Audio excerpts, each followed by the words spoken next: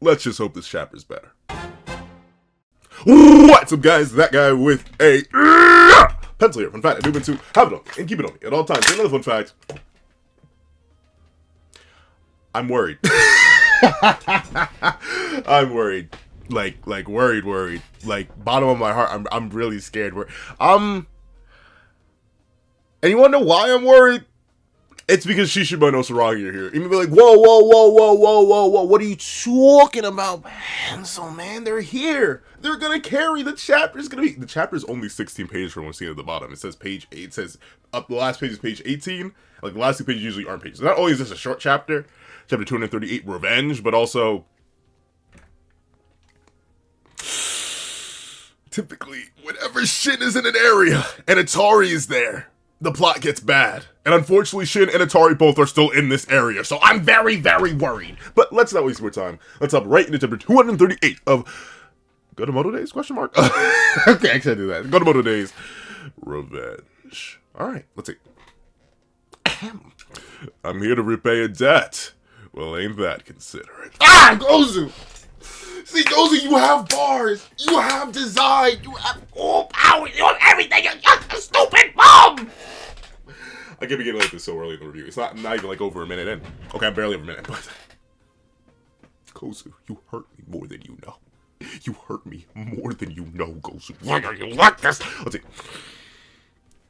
Interesting though. What is he talking about? Like, oh, I suppose when he got like kind of low key diffed. Yeah. When he got diffed, and then Osaragi had to come in and clutch up. When Gozu, once again, that's what I was talking about last year. I forgot. I said in last review, like, Gozu just keeps helping the protagonist, but I didn't remember what I was talking about. Now I do, considering Shishiba said it. I'm here to repay a debt. I remember Gozu did technically diff Shishiba after Shishiba already fought Takazuki, so like, not really fair, but still, Gozu did technically diff Shishiba, and then Gozu, by sparking, I think it was Kamihate, Shishiba, and Osaragi, who was already knocked out, he actually woke up and then got one tap by Osaragi. So like, once again, Gozu either selling the bag like last chapter by just not booming Atari and listening to Torres, and also, just leaving Shin in the 1v1 after one tapping Kindaka, or just leaving Shin at all last chapter. But then now, there's that point in the past, there's that point right there, and let's see how he sells the bag in this. I mean, I don't want to believe that, Gozu, you're too cool to consistently tell him that. Let's see. I'm gonna repay a debt. Well, ain't that considerate? Alright, poor Taurus. I feel bad for Taurus. Not only because he lost Aura, but he lost his car. Like, the man's already, who knows how much in debt. I think it's like millions of yen, if not billions. But he's already massively in debt. And then they're destroying his car. Osaragi, who did, I don't know what it is. So he said it's just forgetting to draw characters. Because where is Tanabata? Unless Tanabata hopped out to fight Osaragi and they're fighting off somewhere, both of those characters should be here. Why is only Torres, Gozu, Atari, and Shishiba here? Where's Osaragi and Tanabata? They're gonna show up in the next battle. Watch. Let's see. Okay. Poor Torres, man. That car. Like, man, I love my car. I can't imagine getting sliced up like this. Let's see. See, he looks so cool. He looks so cool. And I love it. I love how his hair is spiky, representing like the typical, like, whenever you touch, I think it is electricity, like electromagnetism. Whenever you touch like that ball, like people's hair stands up. I don't have hair that does that. Shocker. But with it being the case, I love that because it's a spark, and obviously when it's spiky hair, it's like electricity. Like, it's such a well put together design that I'm actively mad it's attached to such a bummy character. Like Shishiba, go to design, go to character. Nagamo, a simple design on like a face surface. Like, if you like just show someone Nagamo's face, it's like, okay, it's pretty basic design. But when you like pull up full Nagamo, oh, you see the tattoos, you see the different fit he wears, you see the multi-tool. Like, it's a fantastic design, fantastic character. Gozu, what, like, literally, is there even a design I like more? Like I'm trying to contextualize, because a friend of mine watched my last review and said, man, you are really, really mad at Gozu for some reason. And I think it's literally because he has my favorite design. Like, separating all the character stuff from it, if I'm just thinking of like Sakamoto Days has a bunch of diverse character designs. But I'm thinking, I do not think there's a single character design I actually do like more than my glorious, handsome, legendary, juicy King Gozu. But he's just a bum.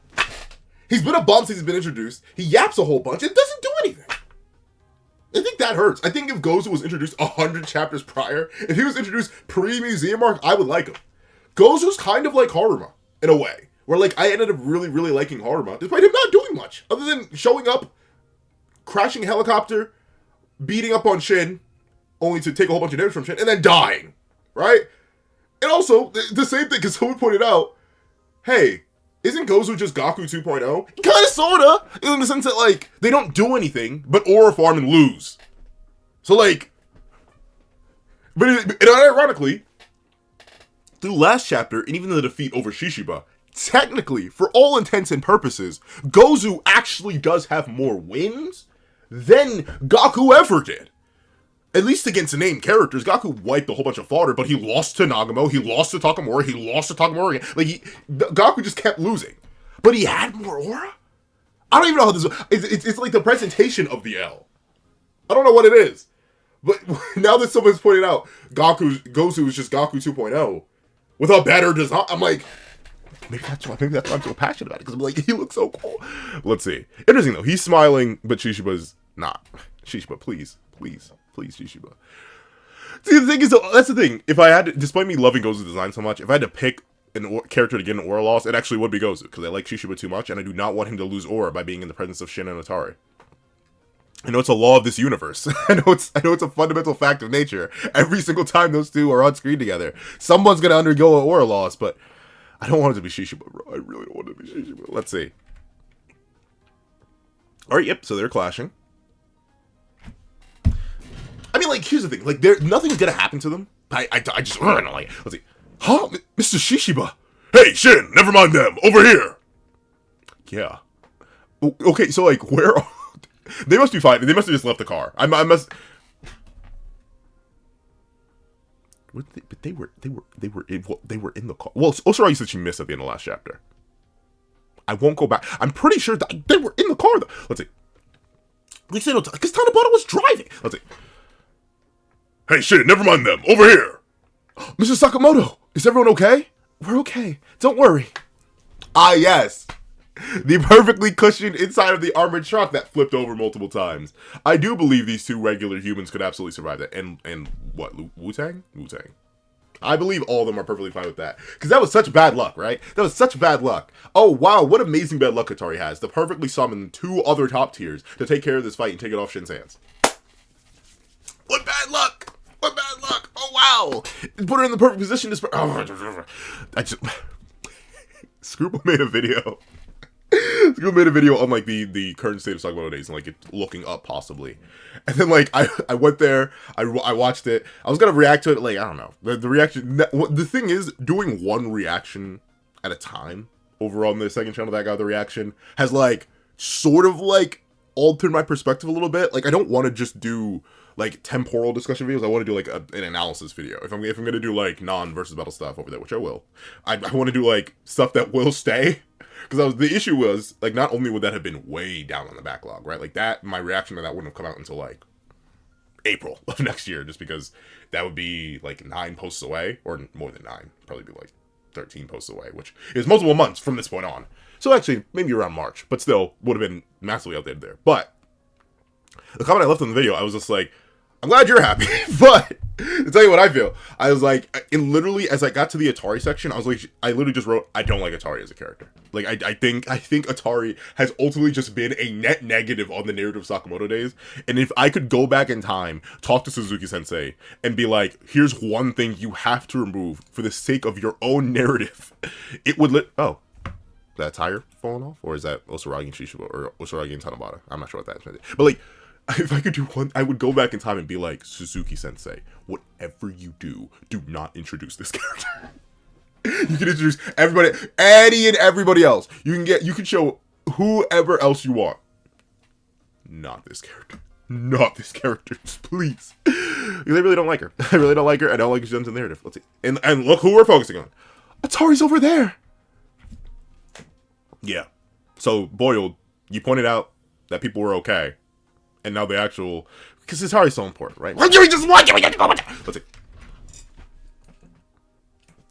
Oh, wow. Cool. Taurus, why don't you boom her?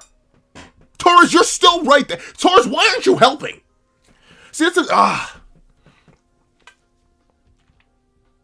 Here's the thing, though. I will readily admit, it is actually difficult to write group fights. Funnily enough, on stream, I'm plugging a whole bunch of stuff, like, accidentally and organically today. But, over on stream, that guy with the controller, which I stream every Friday at 8 p.m. Currently, we're playing Hollow Knight, Silksong.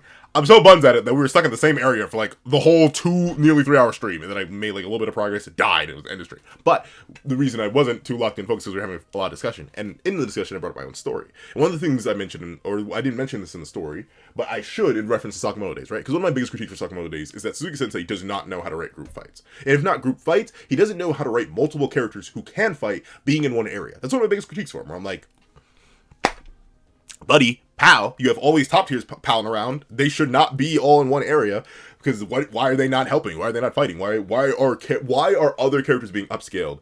Because you can't have these two characters who should absolutely bully one character not being bullied. And like the thing is, the way I work around that in my narrative is that my 4 main characters always have a singular opponent. And whenever they are getting ganked, it's over. There's literally a scene in my story where one of the main characters gets caught lacking by 2 of their specific opponents, and they get annihilated. Because that's how it should work when relative fighters are being jumped. And obviously, all the top tiers in Sakamoto Days are somewhat relative. But why does Shin have such a crazy, dumb, stupid upscale? Because he survived a giga jumping. Why is Taurus losing aura? Because he's not helping. Like it's the issue of, if you're going to write multiple characters or jump fights or group fights, you kind of have to give everybody something to do, or you have to excuse the character from not doing something. What I'll give Suzuki-sensei credit for in the last 2 chapters, even 237, but especially 236, he made Tanabata drive the car. And by having Tanabata drive the car, that removed him, right? Because he had to do something. So he's not going to be able to strum and drive at the same time. He could, arguably, but still, he's not going to be able to do that. So you remove Tanabata. The issue was, you then had Shin 1v2ing Gozu and Torres, which just didn't make sense, considering Shin should not be that strong. Unless you go with the previous upscale from him surviving the whole order jumping. So, like, that's the thing. You end up creating weird narrative things when you don't give characters stuff to do. And the thing is, the reason I don't get it so much is because Suzuki-sensei excels so much in the one-on-one that, like, why would you not just dedicate more to that? Why would you not spec more into that? Why do you keep doing all these big bad group fights where characters are just going to be forced to do nothing? I mean, like, who knows? I'm only on the 4th page. Maybe Taurus is going to do something. We see Atari being quite literally fought over by Shishiba and Gozu. And shout out to Gozu for just playing patty cake with the Hammerman. Let's see. Okay. He's also getting fried. Let's see. He just grabbed a random side of the other. Oh, but that's cool. Let's see. I like this. I like this choreography. So we see Shishiba. He's getting blocked. He's essentially in a stalemate with Gozu, right? Gozu's able to play patty cake with him. Though, admittedly, no lightning from Gozu. Gozu's, outside of the Kindako one tap from last chapter, Gozu's been really hesitant on, like, using his gimmick. Because he really should have electrocuted Shishiba by now. I know, maybe like, well, Shishiba may be using, I believe he pulled up with, what kind of hammers? Like ceramic hammers or something. Like, he probably did that, because last time he didn't have those, he was getting electrocuted by Gozu. But we know Gozu at least has range, or like could do an AoE a little bit, but he's not doing anything there. But we see Shishiba, he takes the hammer, takes the backside of the hammer, lifts up a car panel, throws it up, doesn't even throw it up as an attack at Gozu, right? But Gozu, he like leans back as if it were an attack, but realistically what it's meant to do is block his face, and then Shishiba gets to not only, it looks like he did a 2-piece here, he blocked Gozu's vision, and then comes up with the hammer and drops it down on the metal piece onto Gozu's dome. See, that's what I'm talking about, the 1v1 works, but where's Taurus? Where's Taurus? Taurus, why are you not helping? Taurus, you are here! Unlike Tanabata and Osaragi, who are just not drawn in the car right now, Taurus, you are right there! Help him! Let's see. Bam! But does Gozu tank it or something? It looks like Shishiba's having a reaction here. Okay. So there we go. Back to his gimmick. So he grabs the hammer. All right, interesting. I thought he had slammed the metal piece on Gozu's head, but I don't see it. So maybe not. Maybe it was just a side block thing. But Gozu grabs the hammer, goes to electrocute. Okay, did Shishiba not swap his hammers? I thought Shishiba was going to swap. Like, dude, that's the whole reason he lost last time. All right, but that's a pretty big electricity blast. Does it actually? I can't tell if it's hitting Shishiba though. I mean, it takes the hammer out of his hand, But it looks like Shishiba like reacts in time to like let go of the hammer and then dodge out of the way of the actual lightning. All right. Okay, but Shishiba's disarmed. Like, I'm assuming he has another hammer though. All right, and then Gozu's going in for the toss. Okay, I can't tell. Did he throw the electrocuted hammer or did he throw like a lightning bolt? We know he can do either. It's hard to tell because of how tiny he's being drawn here, but regardless, I like this. I like this. This is once again, like I said, Suzuki Sensei excels in the 1v1. The issue is this shouldn't be a 1v1. It should be a 1v2. Like where once again, what is like as cool as this run back is, where's Taurus? Like what is he doing? I guess shockingly enough, no one, at least from what I read and reviewed in last week's episode, no one hit me with it's a not that deep, bro. But a friend of mine, the same friend who watched the review, was like, why do you care so much about Gozu? They're like, it's not that deep, bro. If the character's not there, they're just not there. And I'm like, but they are though. They are though. Like, funnily enough, in a scene I'm currently writing for my story, once again referencing back to that, there actually is a fifth character. Like, I have a 4 main crew, and then they are reflected by another main antagonist crew of 4. But there usually is a 5th for the main antagonist crew. They are above everyone else there. Like, they are literally meant to be like a clear tier above. And in the scene I'm currently writing, they're gone. And notably, my main crew notes that and is like, why are they not here? I literally can't even like feel them out. What's happening? So they take the opportunity to try and dogpile on their actual opponents because they don't have to worry about the top tier sitting around. And that's the thing. I removed the top tier from the narrative. I gave them a reason to not be there, so they didn't solve the problem. The issue, once you set up something, you can't make it disappear until it's convenient. That's not, I mean, you can't. That's what Suzuki Sensei does all the time, right? Characters will either just disappear. Like I said, Tanabata and Osaragi are just gone. Where they go? I don't know. But you can't just make characters disappear and then have them reappear at the most perfect time. And expect me to glaze the writing, right? Like, notably, a good counterexample for this is Kagurabachi. I'm not going to go too deep into Kagurabachi because they're spoilers. But in the current state of Kagurabachi, at least at the time I'm recording, chapter 238, so chapter 102 is the latest chapter for Kagurabachi. Literally, same day this dropped, I'm going to record, like, probably right after this. But, with it being the case, in Kagurabachi, there is a scenario going on where characters are super duper limited. But you know what the thing is? We know where every single viable combatant is and why they are not involved. And even the multiple viable combatants that are in a certain area, we also know where they are and why they are not involved. Like, that's the thing. Hokuzono Sensei goes out of their way to acknowledge, hey, here are all these viable top tier combatant characters. Here's where they are, why they're helping, why they aren't helping, how they're dead. Like, he goes out of his way to develop the world so it makes sense. So when a character pops up, it's facilitated through something. Or when a character isn't popping up, it's facilitated through something. And characters just aren't all in one area. When everyone's here, but no one's doing anything, it's weird. That's the point. Let's keep going. Let's see. So he throws either a lightning bolt or the lightning hammer. Shishiba does not have a weapon right now. Let's see. What is this? I can tell Suzuki Sensei must have been rushed this week. I'm not saying it's like bad art, but I can tell this is very quick art. So I hope Suzuki Sensei is alright. It's a shorter chapter and I can tell just like dog, this is Gozak, not Gozu, dog. Okay, this is Shishib. This isn't Shishiba, this is Shishib right here. Let's see. I'm assuming he pulled out like a little knife. Another truck is coming, because of course another truck is coming. Alright, so throws the truck, pops it. Yeah. I just genuinely like yeah. So I don't know. Here's the thing.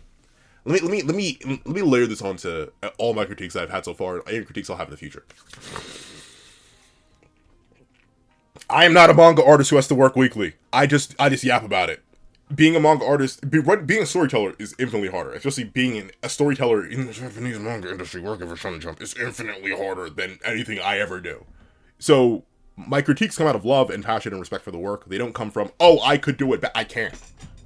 I don't have a writing degree. I don't study literature. My takes may just be wrong. Like, I'm just could be incorrect. And many times I am just incorrect. So let me lay that out here. As I'm critiquing, oh, well, the art doesn't look up to stuff. But that's only because, like, it's a nightmare schedule.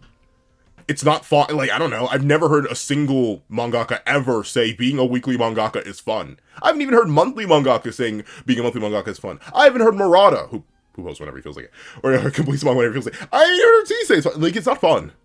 It's not fun. It doesn't seem to be. But It's not fun, it's not easy, but it's still insanely respectful. I'm happy we have a chapter this week. I just hope Suzuki Sensei gets some time to rest. I feel the same way for Hokuzoto Sensei with how hard they've been having to push themselves. And just every manga ever, bro. Like, it's not an easy job at all. Let's see. Screet! Alright, so pop the tire. Truck goes, screet! And then it's gonna hit the car. Okay, yeah, now we're back to typical manga. Alright. So let's see. Did the truck even hit? Did the truck? Okay, it does. Maybe the truck hit because it looks like this is the indicate the tire popping. So the truck swerves over towards the remains of Taurus's car, and then, okay, did Shishiba pivot off the truck? I don't get what the point. I don't get what the point of the truck thing is here. Unless maybe this is meant to imply impact. I thought this was meant to imply the tire, but maybe this is meant to imply impact. Maybe this was supposed to be like the car hitting the truck, knocking Gozu off balance. Because other than that, I don't really get. I mean, let's see. Because Shishiba leaps into the air. He hits Shishiba, or no, he hits Gozu with seemingly like a kick, just a straight kick. I was about to say a roundhouse. No, not a roundhouse. Just a straight kick to the gut. Gozu isn't able to react in time, and then he gets them fly. So like, oh, there, and there's Taurus. Finally, all right. So he's still here, but maybe I'm a little bit. Okay. It's the perspective here. It's the perspective. Okay, it's the perspective here. I was very confused for a second. I know what happened. I think I know what happens here.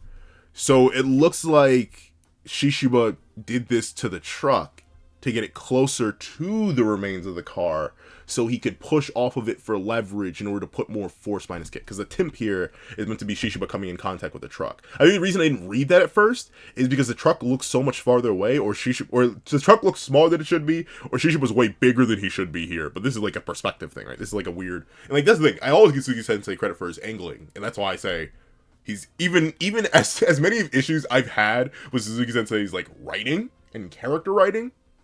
I'm never gonna sit here and say anyone else.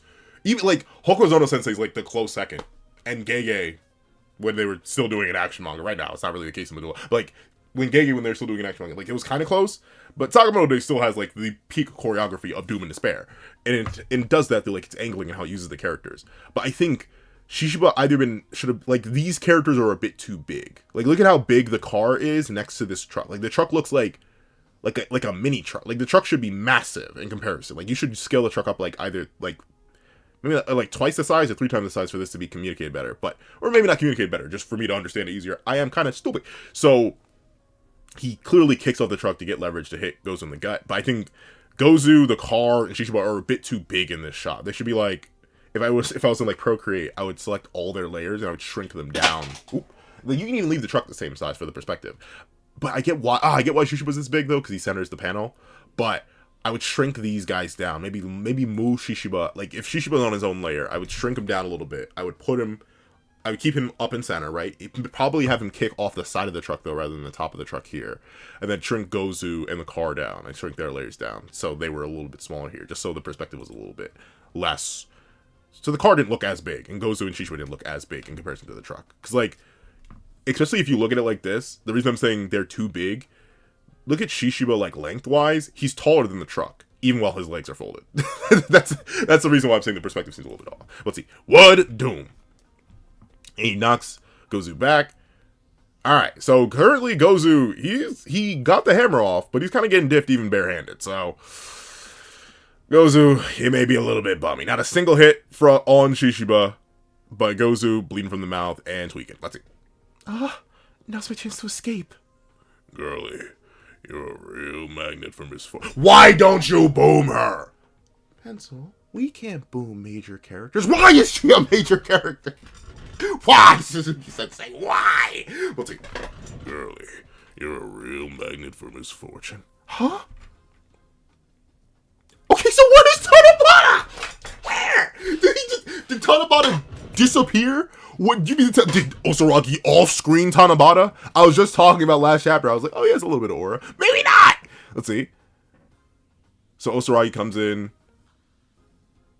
Is he blocking them with his bare hand? Wait. Osaragi, you need to get that saw sharpened, dog. But once again, this is a beautiful perspective shot. And since there's nothing else perspective-wise that's a little bit off here, this works. This is like a good mirror image to this shot.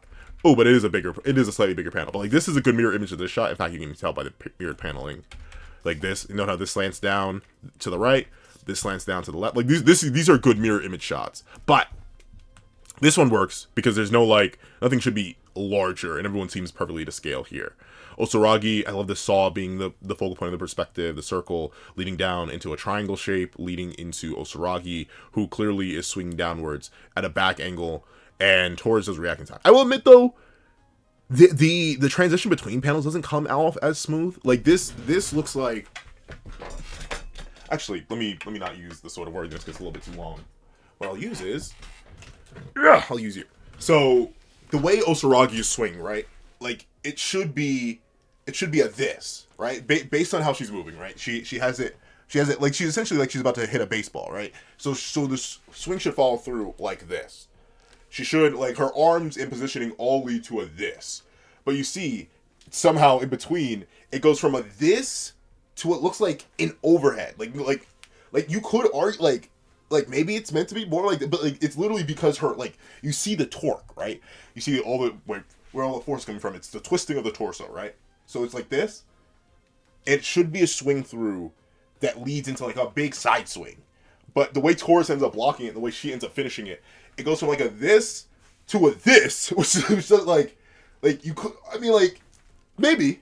It's weird though. It's weird because the torque is like this, and the tension is like this. It's like horizontal, and then swings over. I don't know. It's weird, but still fine enough. I'm dumb stupid overanalyzing right now because it's a shorter chapter. But let's see. But Taurus, my glorious, handsome, legendary king, just blocks the saw with his bare hands. Okay. All right. Okay, not his bare hands. But the air cannon. Sorry. Oh! Please don't tell me I broke anything. Please. Okay, good. You're still intact. I assume y'all still work. Y'all fallen before. You have fallen before, and you will fall again. Let's see. Alright. Did she break it, though? Did she break it? I'm not sure. Did she slice off his air cannons? I can't tell. Let's see. Rack. Hey, no. Okay. Oh, okay, so she's locking in, though. She's locking in. But yeah, you can tell once again the art. You know where are the big panels that Suzuki Sensei focused on. And I do like seeing this though. As much as I'm like, man, sure is rough to see when a mangaka's running out of time. It is always interesting to see what are the panels that a mangaka wants to focus on to get like that high quality art contrast, or just like what pieces of a chapter get the most art. And very specifically when they aren't spreads, right? Like obviously spreads get a lot of impact and attention, but like you can almost tell how much a mangaka was working on something and like how their thought process is, right? So like this is a really good panel, perfect peak quality art. And even this first page, right? So it looks like Suzuki Sensei was working just in chronological order, right? But then you get a page like even this one a little bit, but very specifically this one where the Gozu's hand looks really, really good, but you can tell by here he maybe was running out of time. And then he decided to put a lot more focus on this panel, or this whole page. And then there's this panel right here. Like there I can definitely tell that Suzuki Sensei is like, he probably sketches out everything in a general order first, right? That's just like the logical thing to do. And then he'll go back and refine based on what he wants to do with each one. And I can see which ones he put the extra effort into, or put the time that he could, right? Because obviously every panel gets extra effort. It's not easy to beat a mangaka. But what panels got that like extra juice to them? This is one of them. This one isn't one of them. And I'm only saying because like look at Osaragi, look at the dress detailing, look at the unstable line art. Like notably, Suzuki Sensei, it does a fantastic job of using unstable line art to portray motion. Like, funnily enough, Taurus doesn't actually have it here, but Taurus, I mentioned this last chapter. In fact, I'll even quickly scurry back to last chapter to show you what I'm talking about real quick. Oh, hold on, let me scroll. There we go. Scroll down. But this is like a good use of seemingly unstable line art in order to portray motion, right? Like look at how unstable the line art is on Taurus's legs, but to portray the force that he's landing down with, and the coat flapping in the wind. Though I believe the coat does have really solid line art here, in comparison to something like here in 238, where there we go, where the line art here is unstable around her fingers, but there is no like indication lines, even though you can tell she's pulling it apart in order to get to the range modem of it all. And same thing for here, though this is a very cool and very dynamic panel. Let's see. Hold on. Oh, I'm sorry. Let's see. No Tanabata though. I guess Tanabata just got deleted. Let's see. Okay, this is another panel with peak quality art. Let's see. Boom. All right, but Taurus with the weave. He's weaving. Ah, my boy Taurus. Oh, you're getting or up. Tanabata got erased though. Tanabata does not exist. Let's see. You know, maybe Tanabata went over to the car, to the truck. Maybe I'm hoping. Let's see. But Osaragi versus Taurus, not the matchup I was expecting, Ellen, man. Not the matchup I was expecting, but not a matchup I'll complain about. kind of the Aura farmers of the Order. I mean, outside of my glorious, handsome, legendary King Sakamoto, of course. Let's see. Bam! Slashes up the bridge. Oh, yay. Atari was saved. How amazing. Taurus, why didn't you boom her? Let's see. Ah! I really can't tell if your luck is good or bad. Oh, so you know! So you know! See? Okay. I'm almost about to take back every single, oh, well, you know, being a manga is hard. You know, I get it to the sense that, you know, life is real. But, so you know it is like, oh, you fell and broke, I didn't realize. But you know it's basically blocking the hands. You know it's like whatever the situation calls for. See, like, I forget where I heard this idea. I feel like I've heard it so many times that maybe it just like melted into my head. You can't do bad writing. Or not bad. You know, I don't want to call it bad. Because again, I do not have any authority over writing. So let me put it this way. You can't lampshade convenient. You can't do convenient writing, then lampshade your convenient writing by having the characters in the universe acknowledge as convenient writing. It's okay if you do it and then move on, right? Because ultimately, a lot of plots are convenience, right? My Hero Academia is a plot entirely built on chance and convenience, right? If Midoriya didn't meet All Might, plot can't happen. Same thing with Dragon Ball. Technically, not too much chance and convenience because, like, Bulma was always going to go to the 4-star ball. But I guess you could say the convenience is that Goku was home at the time when Goku found the 4-star ball. Or when she found the 4-star ball. Maybe she had just found it, would have robbed him, and then just left. So, like, there's that, right? So that's even a bit of convenience in the original Dragon Ball. Naruto's weird. Naruto's kind of weird. I mean, like, that was a lot of, like, well, Naruto has, like, convenience in retrospect, but, like, in Chapter 1, specifically, the context that leads to Naruto getting the scroll and all that stuff like that, like, that technically isn't so much convenience, that's, like, intentional playing by Mizuki. But, like, there's that. I haven't read One Piece. Bleach. Also, kind of a story of convenience in many ways, but, of course, that gets, like, retroactively credited to Aizen and stuff like that, like, it's a mess. But, all that being the case, convenience writing is okay. Convenience writing is necessary for a story to even occur in the first place. In my own narrative, there's a whole fat chunk of convenience writing that literally, once I'm done with, like, getting the most of it out, I'm gonna go back and see if I can pluck out stuff without breaking other stuff later. Like there's a whole bunch of exposition writing where I'm like, I wish I could streamline this, or, like, make it sound more organic. So, like, there's a bunch of stuff I'm willing to work on and go back and redo. What I'm not gonna do in my narrative, though, is be like, I'm gonna introduce this character, I'm gonna say they have this ability, in order to make sure that whenever something happens, I can just attribute it to that character. Atari is that character. She is the luck character. I can't tell if your luck is good or bad.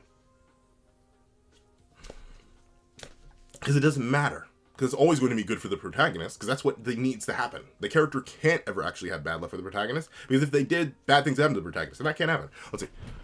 Oh, Shin, I'm so sorry. I brought us bad luck again.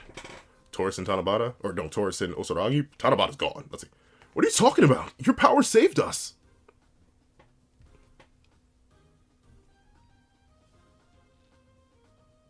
Let's see. Well, technically, yeah. But I wrecked Mr. Sakamoto's ambulance. Yeah. Oh, JCC? Who's flying the helicopter? Let's see. Is that? That's my son! That's my boy.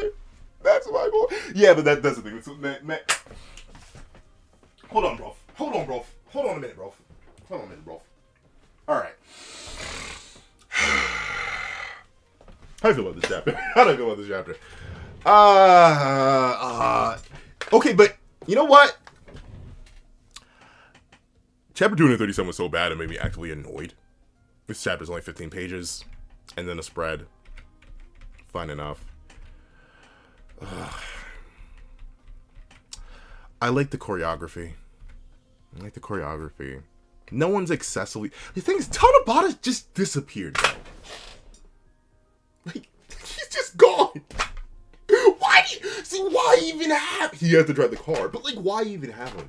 This is what I was talking... And it's giga plot convenience too. Sakamoto an hour, fine. Sakamoto's body somehow fine, even though he couldn't even remotely defend himself as the truck was flipped over.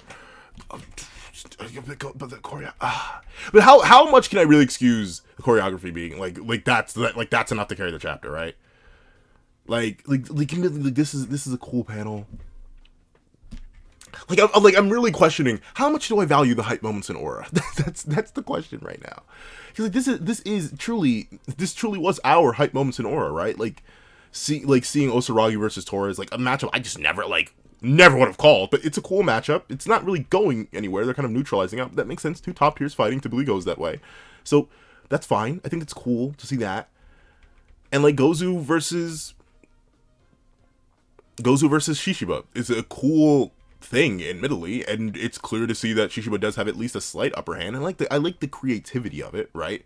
Where we see Gozu finally use his gimmick again at least a little bit. It doesn't do anything because Gozu's never allowed to do anything, but then we see Shishiba without what I presume is it's random truck stuff.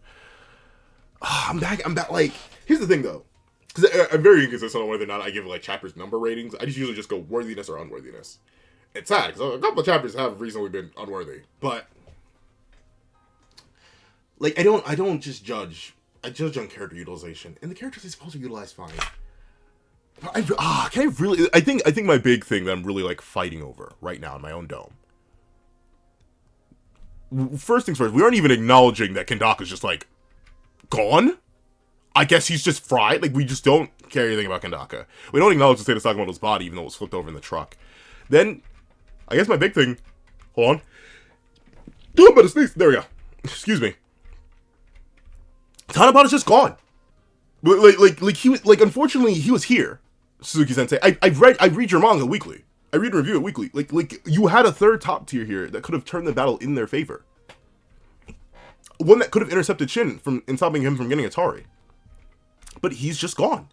In fact, now they look at it, in this panel, I don't even see, is that meant to be him, his hat? Is he supposed to have died here? I doubt it. He's just gone. But he's supposed to be here, and he wouldn't have died to that. So, it's hard for me to sit back and excuse it, right? Where I'm okay. Because notably, I'll be honest with you, the only thing I'm giving the chapter credit for is, I like the choreography.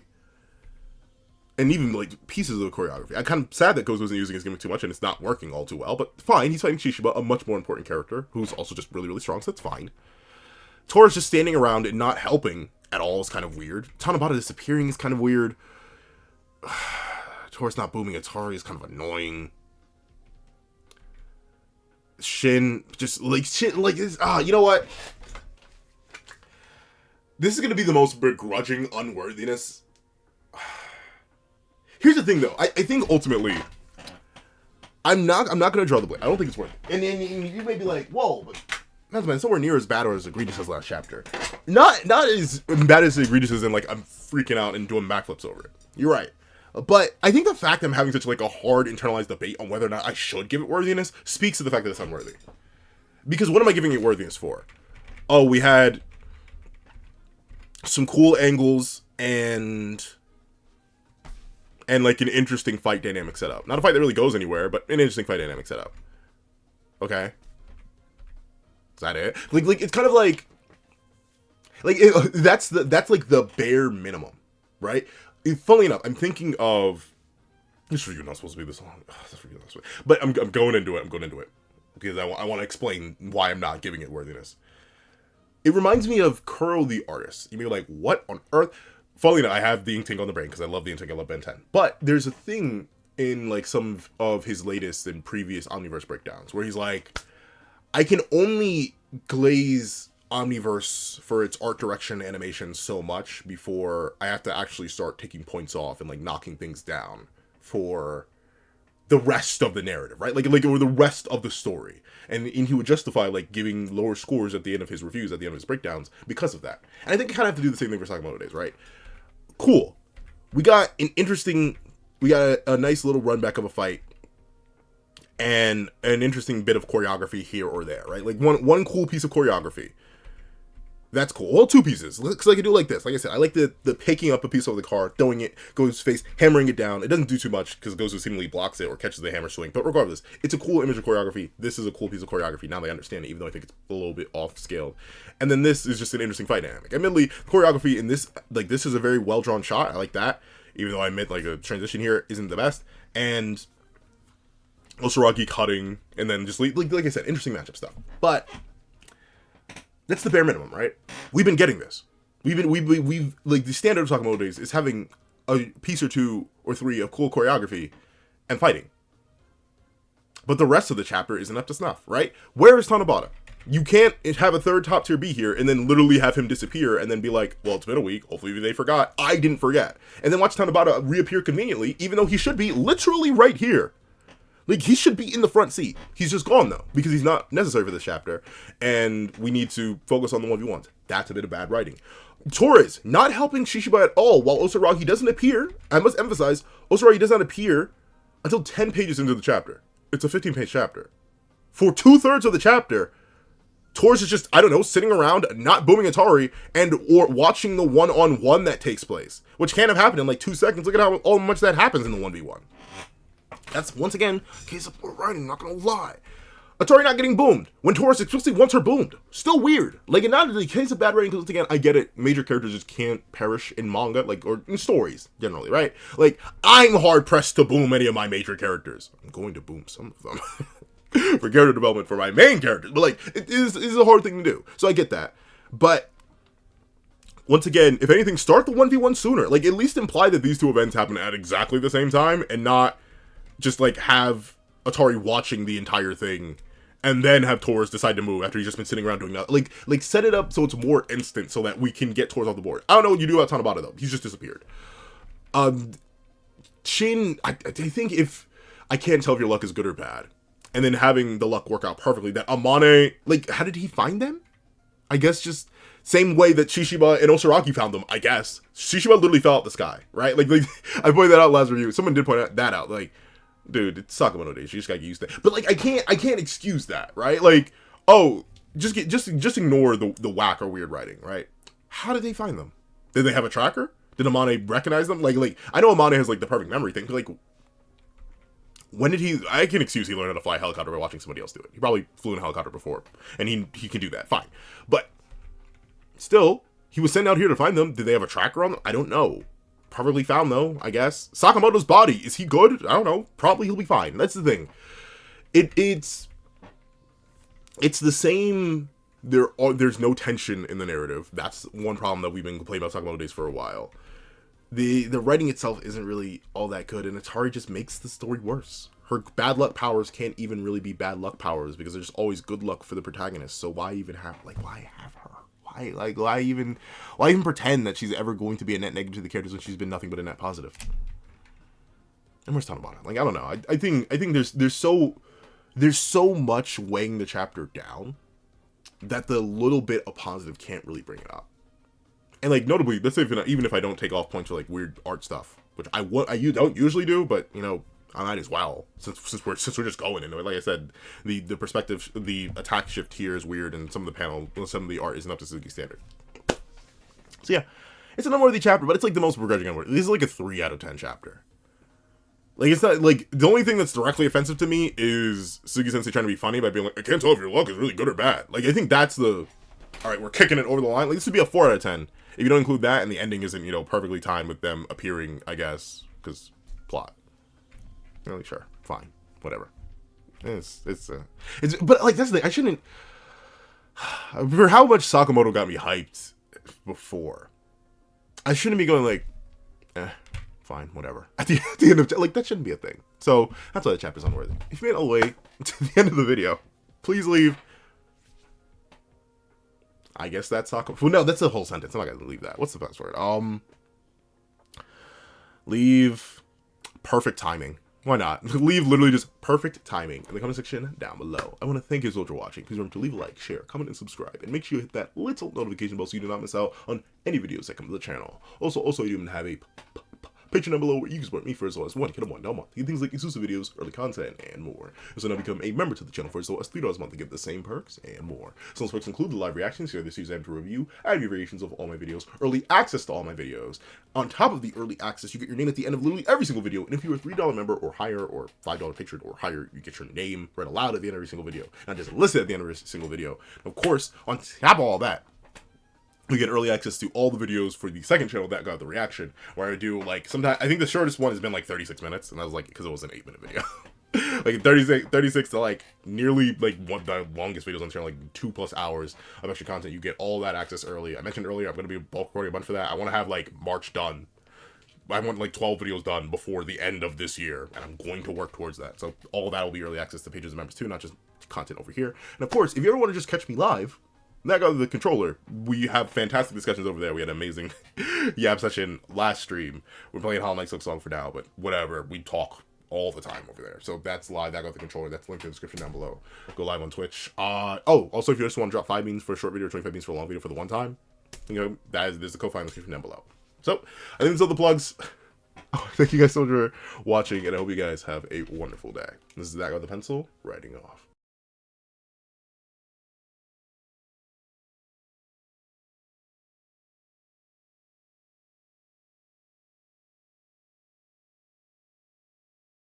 I'd like to give a thank you to our sketch tier members: Eternal Flame, Red Wolf 4765, Astro, Glacier XZ, Zera, Brandon Payne, J2MA, Gyomi, Buddha Ura, Enzo, Swift Strike, Super Flame Zero, Yuki Ally, Azo2404, Striker Man, Grim, Straw, Ollie, The Boy, Corey Watson, Damon Brown, Magic, CCC, Ramondo Furen, Dino, Axis XZ, Plant Crone, Pickle, Heath Nelson, Hector Gonzalez, P-Sub, Black Sage, Zapro, Tim Thomas, Alex Kenny, Kaving, Julian Perez, H-Soe, Akolade Bamatunde, Union I, RXN, Nevis97, Sheesh King, Logan Guzman, Karina Hernandez, Window Life, Dead Meme, Karudir, and Reina. Then I'd like to give a thank you to Artline Art Tier patrons: A+A, Kevin Encarnacion, Sean, Midnight Lord 21, Dread Zoen, and Norgazi Adasov. Then I'd like to give a thank you to our Ink Tier members: King RTX and Shrimpo the 4th Shrimp 06. And I'd like to give a thank you to our Digital Art Tier members: J Warrior and AZ Void. And I'd like to give a final thank you to our Colored Art Tier patrons: Walking Munoz and Walking Munoz.